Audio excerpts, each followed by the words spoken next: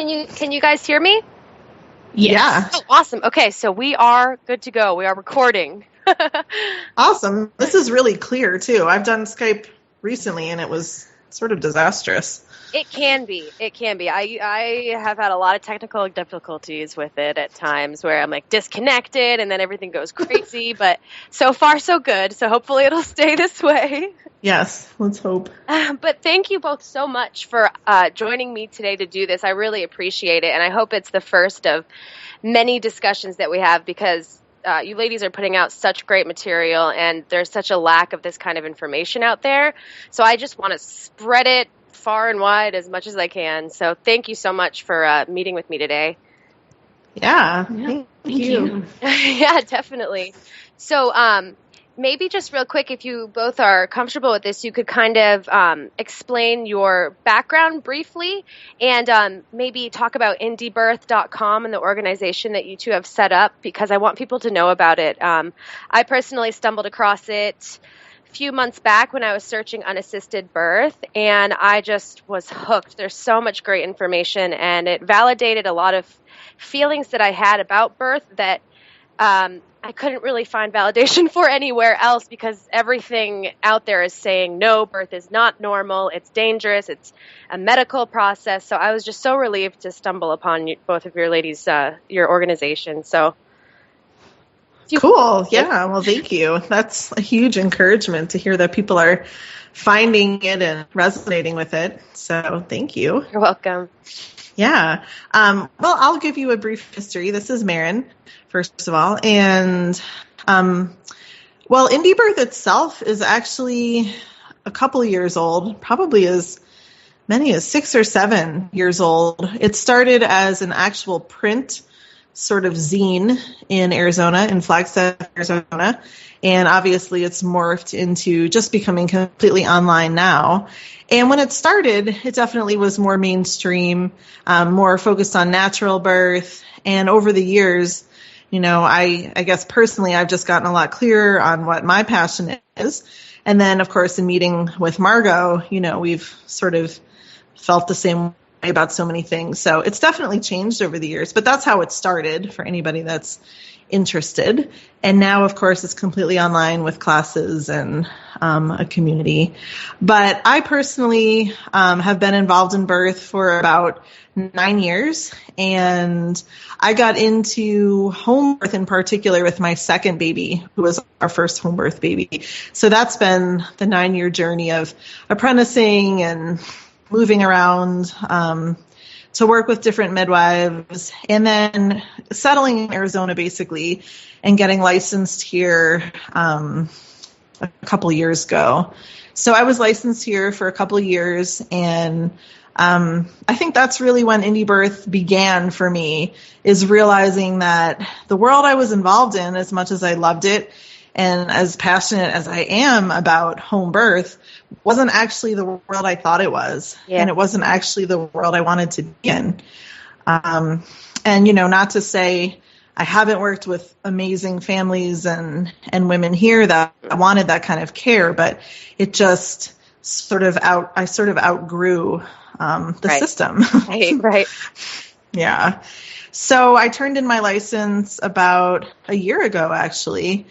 And it felt really good. Yeah. Just to, start to become clear on the bigger issues, which I'm sure we'll talk about, like, you know, who really owns birth and do women know what they're getting into when they hire even a licensed midwife? I mean, most women don't. No.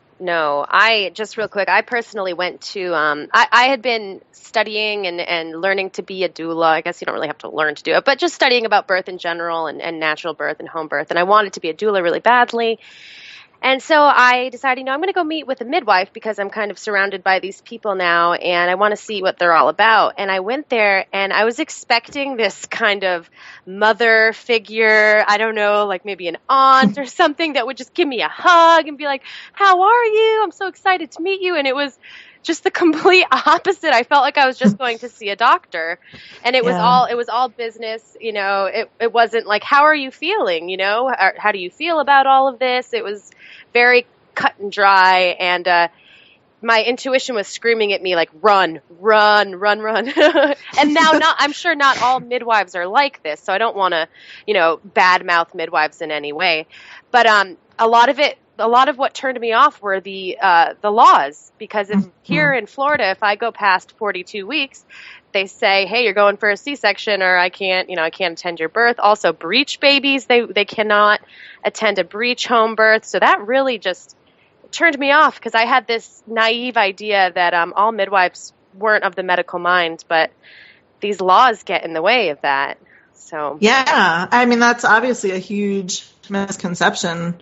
I think so many women, especially with their first baby, have that idea that midwife equals holistic person or whatever, and they're totally unaware, and they give all their power, to this person, and then something comes up, usually at the end, whether it's the 42-week thing or, take your pick, and then suddenly they're sort of panicking and they don't have a plan.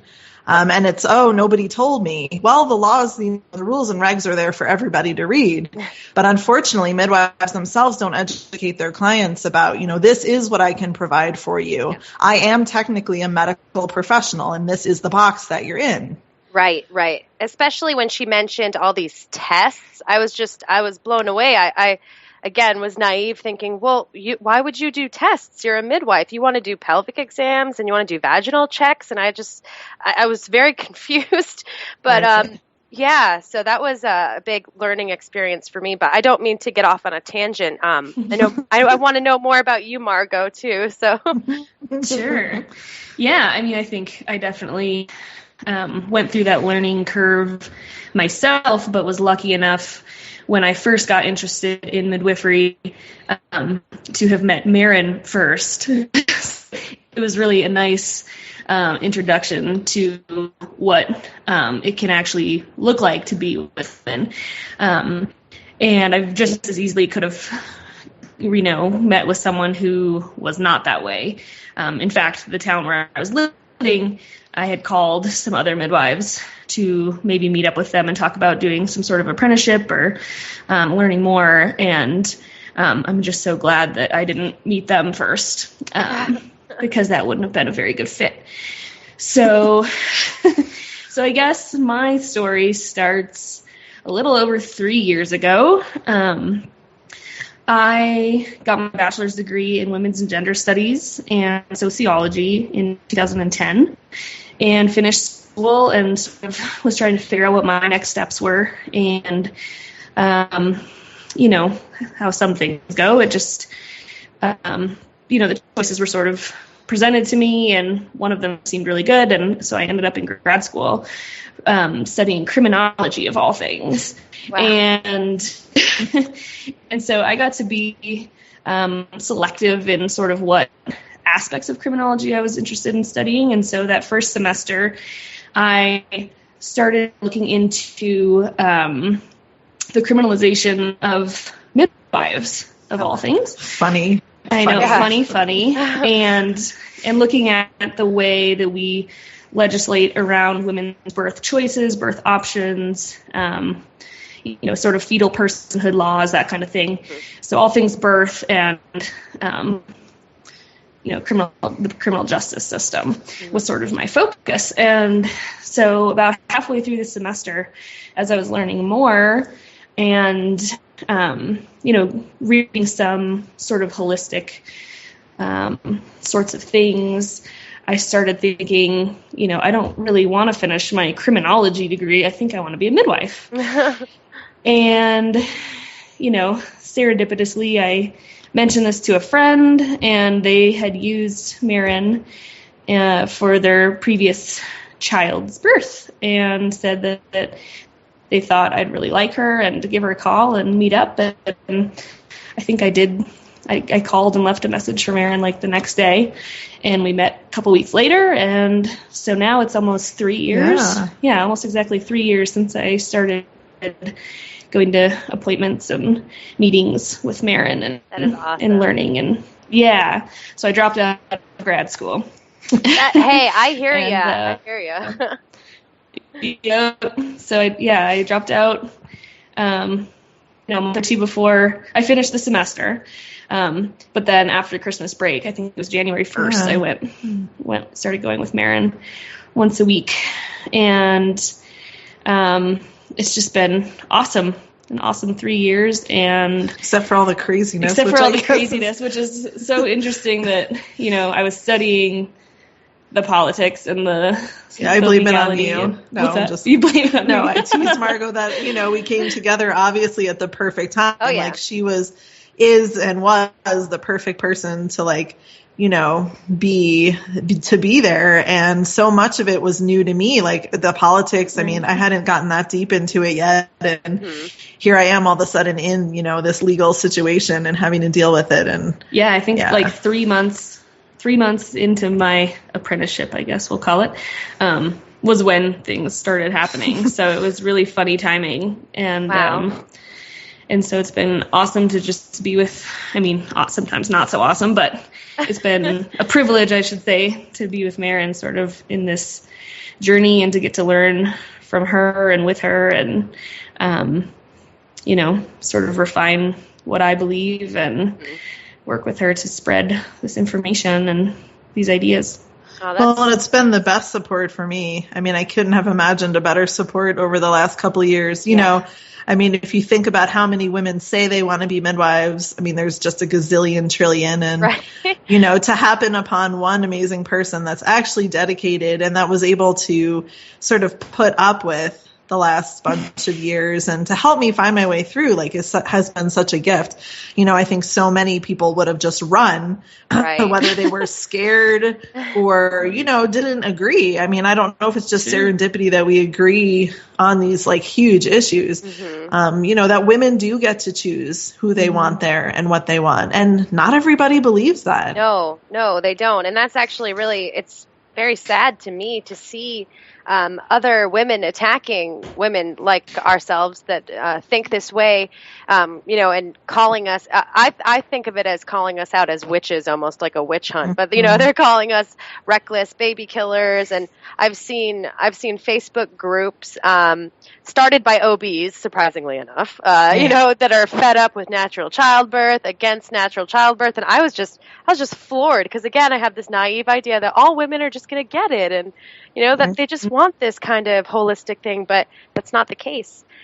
So, yeah, you said that you were experiencing legal issues with someone that you cared for. You don't have to go into this if you wouldn't like, but is that? Yeah, no, it's fine. It was, I was happy to make a big deal of it, actually. I wasn't something that I really wanted to keep quiet because it was just a total breach of, I think, human rights. Yeah. Here in Arizona, there are many rules and regulations, just like in Florida. So, one of them here, at least a couple of years ago, was that midwives could not care for anybody that had had previous uterine surgery, wow. which of course is a cesarean. Right. Honestly, that's a D&C. So if you're really reading into the law, it's more restrictive than you could ever imagine. Wow. Sorry about the dog barking. Hopefully he'll go away. That's okay. So I had a friend and neighbor who had a previous C-section, and her only option in our tiny, tiny town was to show up for a repeat C-section. Oh. That's her only option here. There's nobody that would take her. She could consider driving, 2-3 hours down to Phoenix and attempting a vaginal birth. There's a million reasons why that's not okay. Right. Right. I agree. So, I was happy to care for her, even though it was outside of our rules and regs, and support her. And, we, again, live in a tiny, tiny town. And when it was time for her birth, the outcome was fine. She and her baby were fine. She did choose to go to the hospital. And upon arrival, her family was basically grilled as to, who her midwife was and what the situation was. Yeah. In a tiny town where 4 male OBs run the show. Wow. Yeah. And they hate home birth and they hate midwives. Yep. So they made it their personal mission to, make sure that, that didn't happen again. And unfortunately, this is when I learned tons about, state law and politics. we don't have a board, or they don't, I should say. They don't have a board here of protection for the midwives. So if somebody does call to complain about a midwife in this state, there's nothing. There's no peer review. That's scary. It's really scary. And, when a doctor calls them up, they really don't take your side. They're kind of not interested, and they don't know anything. And there wasn't even anything to know. This was the woman's choice. This was her only choice. I helped her, end of story. Yep. Wow. Yeah. So I wasn't willing to lie about it, which they encouraged. I wasn't willing to, make up a ton of excuses or pretend I didn't know her, like most of the midwives do here. Because, midwives attending VBACs here it's not unusual. It happens all the time. No one actually follows that rule. So, I just sort of became the target, and then, I don't know, sort of became happy to be the target in the sense of like, I really had nothing to lose once I realized I didn't belong anyway. Right. I mean, I've heard that same story just happening all over the world. Even I'm sure you both know of Agnes Garib, who was imprisoned for. I mean, I don't even think she attended a birth. I think she was doing an antenatal class, and someone went into a premature labor, and the baby was stillborn, I believe. I might be getting the story kind of mixed up, but the OBs, again, all got together, and she was a former OB, and all got together and, did everything they could to get her thrown in prison. And I think she's still on house arrest to this day. She is. It's been years. Which is just absolutely ridiculous. She had nothing to even do with this. I mean, if I'm walking down the street and some woman goes into labor and has a stillbirth, am I automatically implicated in that? But that is the implication with midwives, and you're right. There are tons of other stories where midwives aren't even present, or maybe their neighbor calls them and they're not even technically like the hired professional. And, the world we live in is just really quick to incriminate midwives on any account. It hardly matters. And this, really in the bigger picture, it was very graceful. And if that's all I ever have to deal with, then I'm very grateful, because it certainly is a lot worse many other places.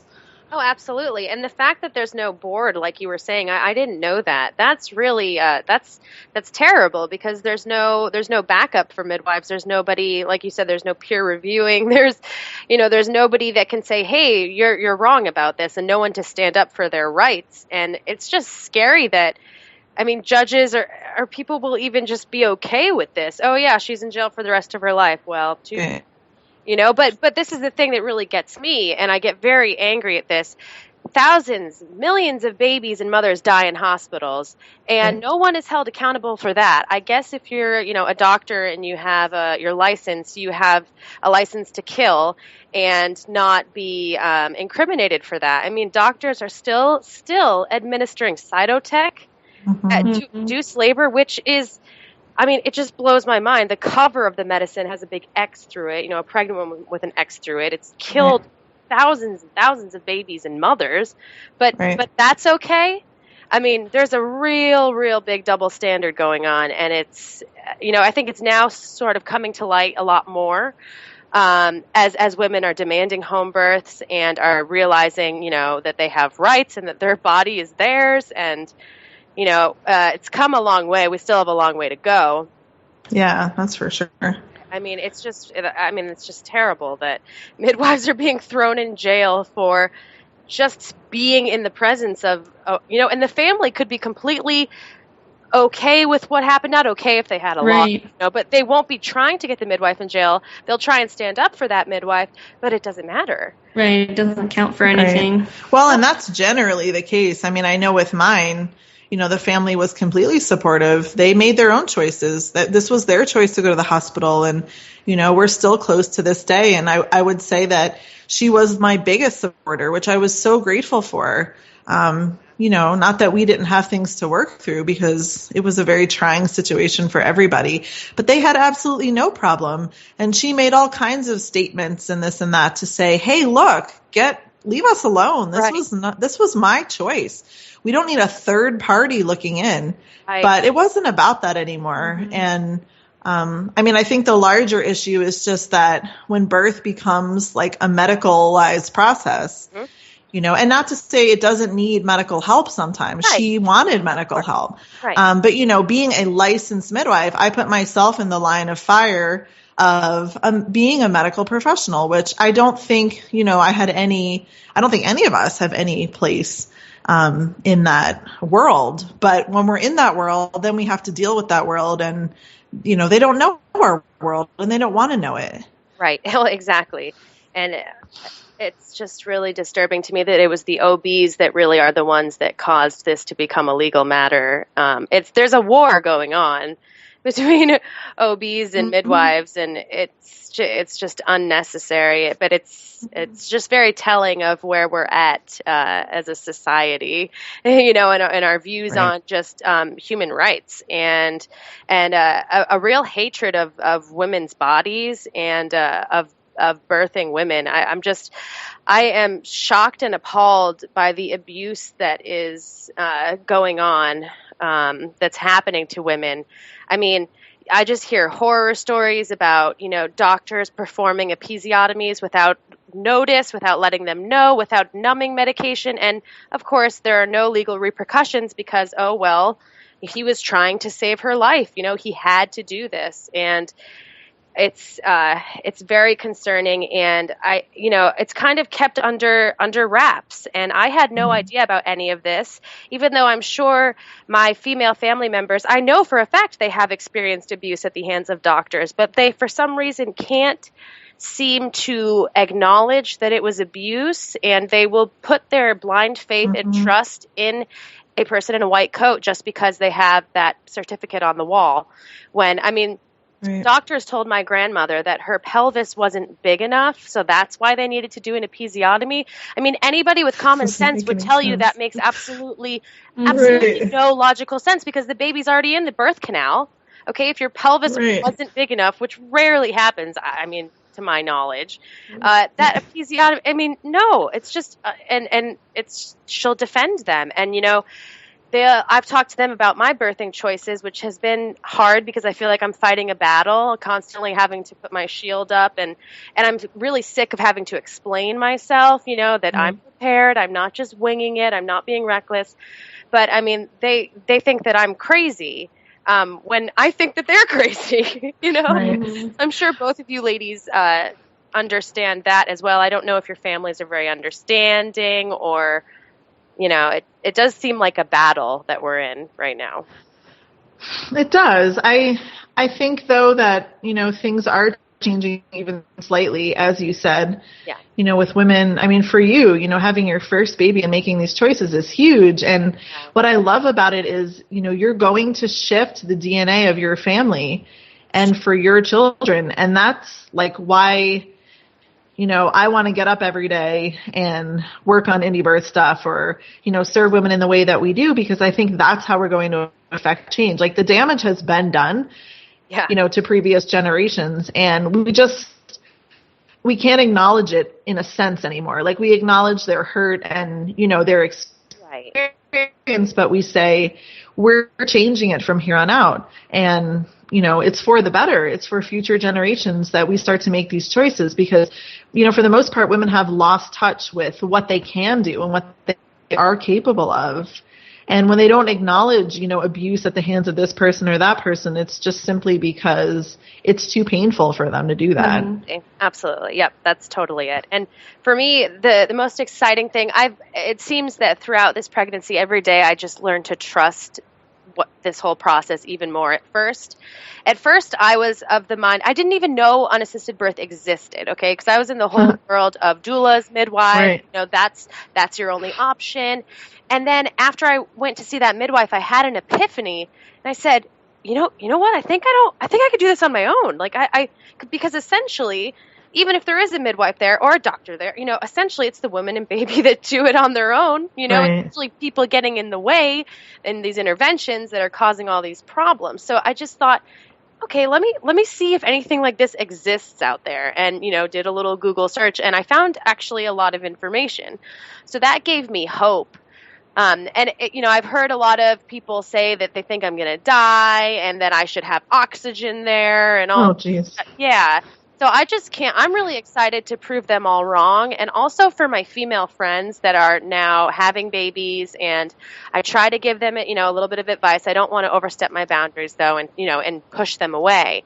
But Right. I can't wait to show other women, especially my future daughters, to show them that this is possible and you're completely capable of doing it. And it's not crazy. It's not lucky because you have an unassisted birth and it's a wonderful, beautiful experience. You're not just, oh, you were lucky that time. That's how it should be.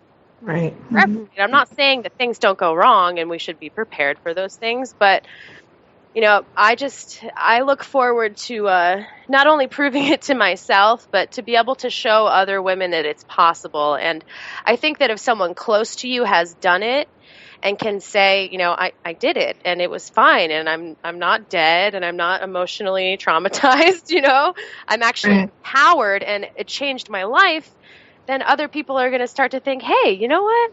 Maybe I could do that too. Right. I think it can be healing too for, I know you mentioned that you're having some stresses with family and disagreements and that kind of thing. And I just have to say that my family is surprisingly really supportive. I don't know if it's because they are afraid of me or or what exactly that is, but I think it's going to be, I'm pregnant and expecting our first baby in July, and I just know my mom and my grandma talk a lot, and my grandma's always curious how I'm doing, and asks funny little questions about choices I'm making, and seems really excited to sort of learn about it, and so with my mom. And actually last year for my birthday, I asked my mom to get my birth records for me from when I was born. And doing that and just having conversations and sort of telling her what I hope to be different for the birth of my children has been really, really healing, I think, for her too. Just to be able to finally talk to someone and say, like, oh, yeah, I guess I didn't really ever think about it too much, but yeah, your birth sort of sucked in a lot of ways. And, she said she was sorry for some of the choices she made and if they, affected me. And so I think there's just a lot of power, if we can get past some of the scarier, like, you're going to die sort of comments and that stuff. If we could get beyond that, I think there's so much healing that can be done intergenerationally. And like Maryn said, setting up the next generation for something a lot better. Yeah, I mean, imagine. Yeah, well, and acknowledging that. Sorry, go ahead. No, go ahead. No, it's okay. I was just going to say, acknowledging, I think for at least us three here, that birth is a transformational process. So is pregnancy. We don't know which way it's going to go, but we trust that we probably are going to come out differently on the other side, whether it's our first baby or our 10th. Yeah. And I think, older generations didn't necessarily consider that like as a whole. And now if they're open to it, they're coming back to it. And it makes so much sense to them.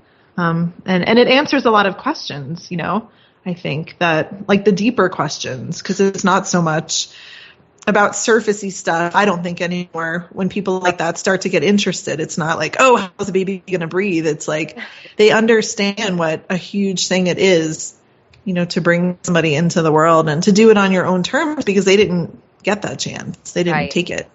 Right, definitely. And just imagine for children growing up. I mean, I know when I grew up, my only picture or idea of what birth was like was from movies and TV shows where it's always a hospital setting, or it's like she's having a baby in a car and it's like terrible. But usually in a hospital, and there's always pushing, push, and sweat and crying and screaming, and it's just awful. And I just remember thinking, especially hitting puberty and, starting to become a woman, just trying as hard as I could not to think about birth. And I for a while there, I didn't even want children. And I think this is having a huge impact on, young women now wanting to even have families. And it's really sad because, a lot of women that I talk to are just saying, oh my God, give me the drugs. Knock me out. I don't want to have any part in it. And that just breaks my heart because, I want to tell them, and I try to tell them, no, your body's perfectly designed to do this. You can do this. But it's like, I'm just wacky and out there, but that really, it's really sad. So imagine, children seeing their brothers and sisters coming into the world at home. It's going to change the way birth is viewed for a long time, and that's really, really cool. I mean, it's already happening. I'm sure, Maryn, your children have witnessed you go through a pregnancy and be, healthy and taking care of yourself and not really having to look outside for reassurance. And then they get to see you, give birth in your home and just see how it all works. It works perfectly.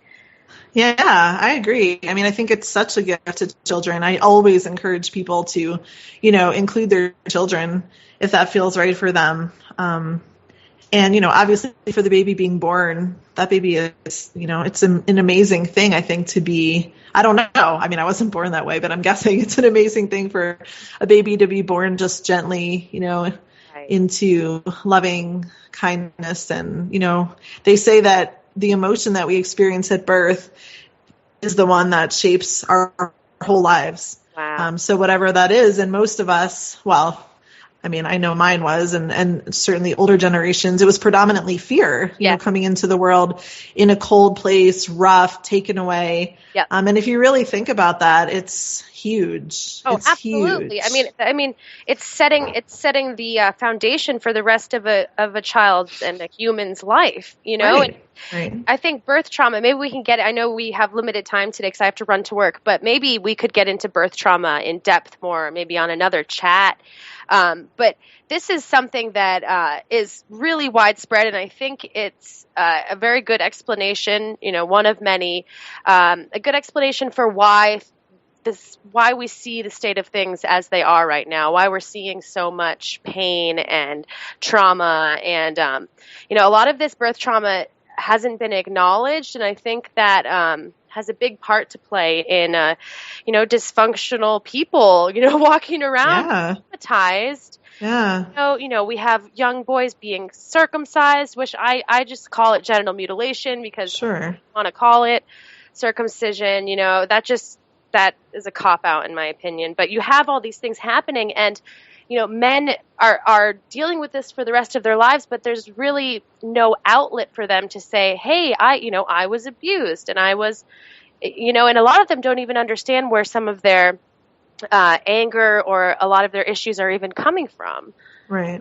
So I think it has a lot, we were under the mindset for a while there, going back, years ago, thinking that babies don't remember these things, and babies, in utero, they don't even know what's going on. They're just floating around in there, and it's not really a person yet. But, they're real, and they respond to things, and they can hear, and they can feel, and I mean, we're now just starting to realize this widespread. A lot of people just thought, well, it's a blank slate. It just comes out and, it's not really going to remember things until it grows up. But our subconscious is very powerful. Yeah, I totally agree. And that's, again, why it matters so much to me. Once I began to see that bigger picture, then every little thing, even attending a birth matters. Every little thing that you do or say or bring to that birth, if that's affecting that labor and that mother, it's affecting that baby. And who wants to be responsible for, interfering with someone's life that way? I don't. And I just realized, how often that happens. It happens all the time, even at home. Right. So, to give a baby the best chance at just it's karma. We really have to trust the mom, and she has to trust herself. And then, it's unattended births are great. But I think having someone there that respects the process and respects you can work for some women too. So it's not about being alone. It's just about, acknowledging that mother baby is the unit that we respect, that no one else matters. Yep, definitely. And what I hope to see happen, there used to be a time when, most women would just know about birth and would be able to just be there for their friends to support them. And they had knowledge and they had their instincts, which we've completely lost in my opinion. It's just gone. So it wouldn't, it would just be a normal thing to call up your friend that lives down the street. Hey, I'm in labor. Can you come, hang out with me? And that woman would trust birth and she would know how to possibly give suggestions to help their friend. But now, as women, a lot of us are just completely clueless. And of course, we've put our trust in these quote unquote professionals, and they're really not doing much for us. They're actually hurting us a lot. So I hope that, all women and men too. I think men have a big place in birth, and a lot of this doula midwife community, I think, kind of shuns men sometimes and tells them, you don't know what's best for your partner. You're a man. Like I'm a doula. I know how to comfort. Not that doulas are bad, but I think that men need to be included in this too. And again, if they follow their instincts, of course they're going to be one of the best people to support their partner. And I think for a man to, be attending a hospital birth and, there's some other guy in between his wife's legs and he's just a passive participant standing there taking orders and has no real place in the birth of his own child. So I think it affects men's psyches as well, big time. Yeah, that's a super complicated issue, I think, just partners and relationships and, obviously like the choices we make as pregnant people and having partners involved. And I mean, the fact that when it comes back to it, birth really should be a family event. It doesn't have to be just us like locked in our bathroom having a baby. For many people, it's a family thing and the whole family participates. So it's, again, getting back to those roots. Right, definitely. And normalizing it again, labor, life doesn't stop, The dog can be running around, people can be baking, washing dishes. I mean, it's not like it's an emergency, drop everything you're doing when a woman's in labor. So that, I think just bringing it back to home. And also, I think that there needs to be, a safe place for women to go if there is an emergency, because it scares me a lot that, look, I know birth is a beautiful process and it works perfectly almost every time, but there are crazy things that happen. Sure. It's scary to me that there isn't a place where you can go if you're, trying an unassisted birth and say something's wrong and you really do need medical attention. You will be treated like crap if you go to a hospital and you're, attempting an unassisted birth. That really scares me. I don't want women to have to, they should have a safe backup plan. Right. Yeah. Maryn and I were just talking about this yesterday. It's sort of a long story, but I had a bleed last week that was really scary for me since I've had 2 prior miscarriages, and ended up making the choice to go into the ER to get some help, meaning to get an ultrasound and take a quick look and see if I needed to start preparing for another miscarriage or if everything was okay and I just needed to take it easy or whatever. And just being astounded, even though I shouldn't be at this point, at just how difficult it is to navigate that system when you are someone who is empowered and knows what you want. And, but I agree. It's scary that it's sort of, I don't even know if it's a real thing. It's like a mythical unicorn, but maybe I've heard of a few times when people have had respectful care when they go in, even when they're planning a hospital birth, you know what I mean? Like, obviously, there's a whole set of things that can happen when you go in from a home birth or from an unassisted birth. But the fact that they don't even treat their own clients that they know well is just terrifying. Yeah. And I dream of a system where we can get respectful medical care when it's needed and efficient and fast medical care when it's needed, because that's the other part is that I was just reading an article by Robbie Davis Floyd the other day about transports and sort of the way that these overlapping worlds collide sometimes in ways that are not good. And how, if someone goes in, like you were saying, if you're having an unassisted birth and you go in and you say, hey, something's wrong, I think I need X, Y, or Z, and they put you through the rigmarole and you have to sort of play their game, and they won't give you the help that you need until they say that you need it. That can mean the difference between a lot of things. And so, yeah, I totally agree that that's completely unacceptable, and that'd be an interesting thing to talk more about. Like, what do we do about that, Right, exactly. Like, do we, work towards creating a new place where that happens, a new kind of birth only center, right? Or do we, change the just the mindset of the people working in the medical industry, or I call it the industry, the hospitals. Yes. Well, it is, or the hospitals. And I don't know, to me, it seems like that might take longer than just creating something new. Yeah, I've said that before, that I think it'd be so cool if we had a whole group of like holistic, surgically trained people who we could, set up an alternative sort of hospital system and just say, like, fuck you to the people that are doing a bad job. Exactly. And do it on our own. Because, we're up against years and years and years of programming, in my opinion, programming our minds to view birth in a certain way. So if we just said, like you said, F you to you guys, and we're gonna just start our own thing here. And yes, we are surgically trained in case, the small percentage that a woman needs a cesarean, or or she needs some kind of medication, which maybe, these things aren't all evil, and it's not like an either or thing. It's holistic or no other way, because these things can be used as tools and they can be life-saving, but when they're given to every single woman that doesn't need them, that's not good. Well, it's like I think it's sort of changing it from this discussion of holistic versus medical, or natural versus medical birth, to a system where it's either, legality centered, which is what it is right now for midwives and doctors, or it can be woman centered.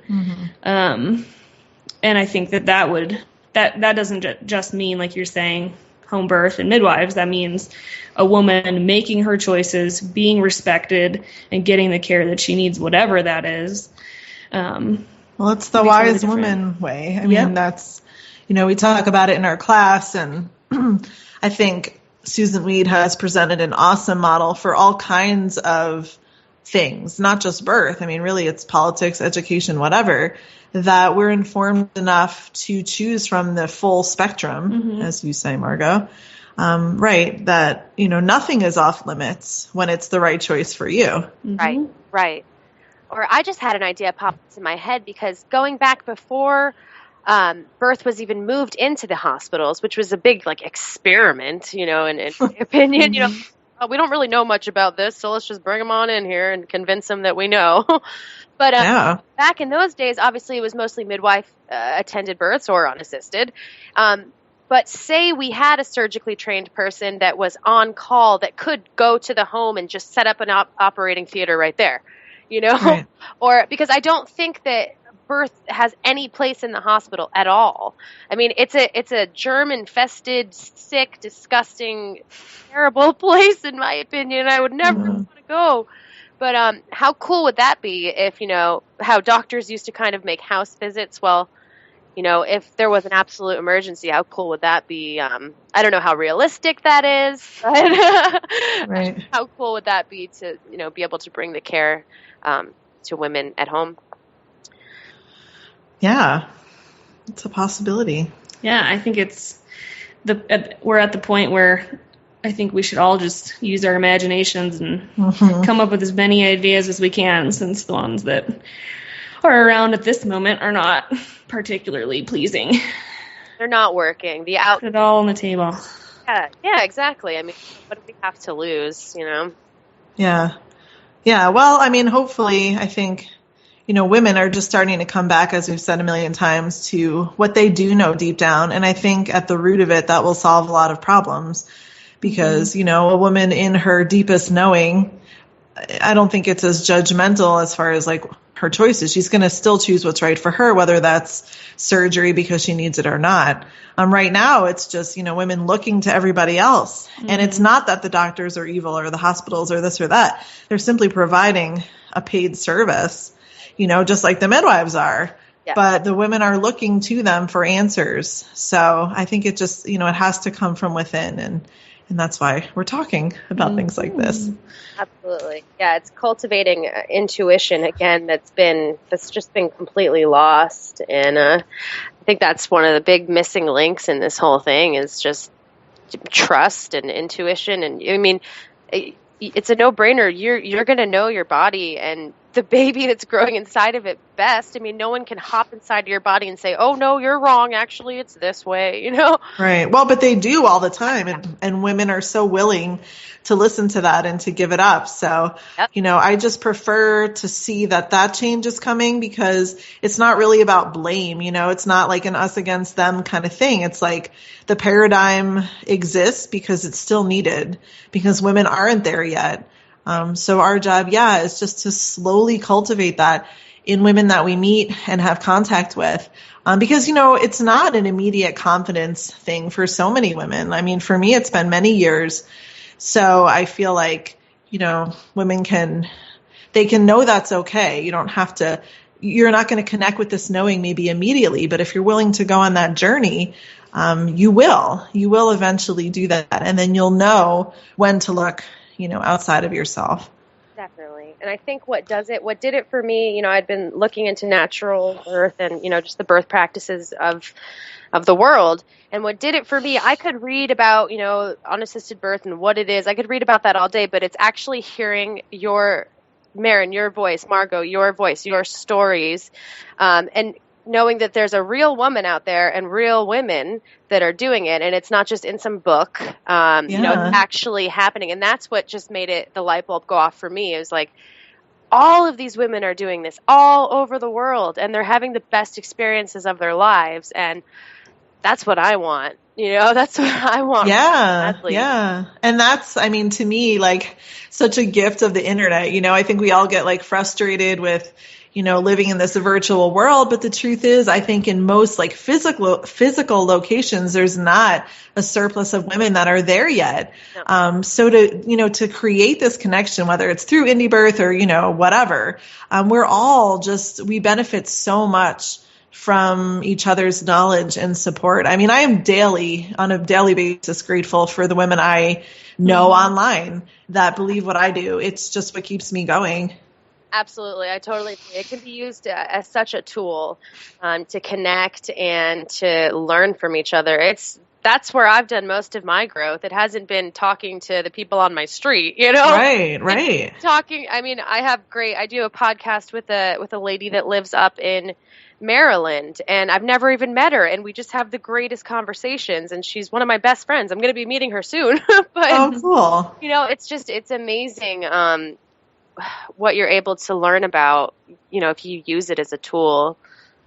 Yeah. It is growing and it is out there. And I think this is a great example too, just people that you meet that share the same ideas and, we can encourage each other and slowly start to bring it to our local community. I know we certainly try. And, I think we've affected some amount of local change here, but, it's obviously easier on a bigger scale to feel like you're connected.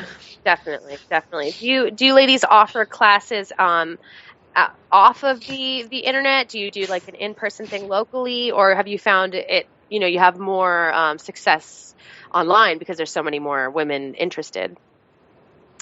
Well, yeah, we definitely have offered, the how to have an indie birth class locally in a few different locales. That's how it started, actually. And then we transitioned that into being an online class. And then we've offered some other classes. We did some free meetups for a while. Recently we did a do your own prenatal care. Awesome. Like a DIY prenatal care class. That was really fun. That was really fun. Down in the big city. Yeah, so we had some more, wider audience for that too. But really, it is kind of hard. I mean, we live in a small town, and I know Maryn and I have both offered plenty of things that just no one expresses interest in, which can be really frustrating and, start getting desperate and being like, well, I'll just do it for free then. But then no one shows up or, it's all interesting. But I think in the next little bit, I might try a new idea of doing a first-time moms meetup. See if that might be able to bridge sort of some of those gaps and not just be home birth people. And so that's been kind of the thinking lately, at least, doing some fertility awareness classes, things that aren't as charged. Right. But, yeah. Sorry. No, go ahead. Nope, go. Are the online classes, which is essentially the local class that we teach as well, I think has been really helpful because we are really clear about what we believe and sort of what we have to offer. So, local people that are interested are really interested, and it's sort of a requirement on our end too, if somebody is interested in us supporting them, through their pregnancy or birth experience, that they're basically like required to take this class because it's almost everything we could ever, say in one place. And if they're on the same page, then it's a really great match. It's really easy to find those people. Right. Oh, that's really cool. That's really inspiring too, because I had really wanted to study midwifery, and I had looked into a few programs here. And this is before I even really knew the depths of how the law really controls this whole thing. And I was just turned off because it just seemed like a lot of hoops to jump through. And I don't consider myself lazy, but it just seemed like a lot of nonsense for something that I thought didn't really need that much, that much to go through to be able to go and attend a birthing woman. Not that I would not be constantly learning, but it just seemed kind of over the top, at least here in Florida. So it gives me hope that you ladies are just taking, your own road, and you're still serving women and walking with women. And I hope to find a little midwife sidekick sometime soon as well. That's what I would love to be doing. And, it'd be nice to have another woman that would want to do that as well. But I'm just going to tie things up real quick here. Unfortunately, I have to run out the door, but for anybody that's listening, if anybody is, I strongly encourage them to go over to, it's indiebirth.com, correct? Yep. Indiebirth.com. And I've signed up for almost all of your webinars and the whole How to Have an Indie Birth series of classes, and that's one of the best things I ever decided to do. And I thank you both so much for the material that you're putting out and for even coming on and talking to me today. It was really awesome. So thank you both so much, and I will be keeping an eye on everything you do, and it's really great. So thank you so much. Yeah, thank you, and we can't wait to hear about your experience. So thank you. Blessings and wishes to you. Awesome, thank you. And I will send you an MP3 file of the show if you'd like to post it anywhere of this podcast. Awesome. Sure, we'd love to include it. Thank you. Thank you both so much for joining me, and I hope you both have a great day, and hopefully we'll be able to do more of these in the future. Sounds great. Awesome. All right, ladies, have a great day. You too. Bye. Okay for me to hang up?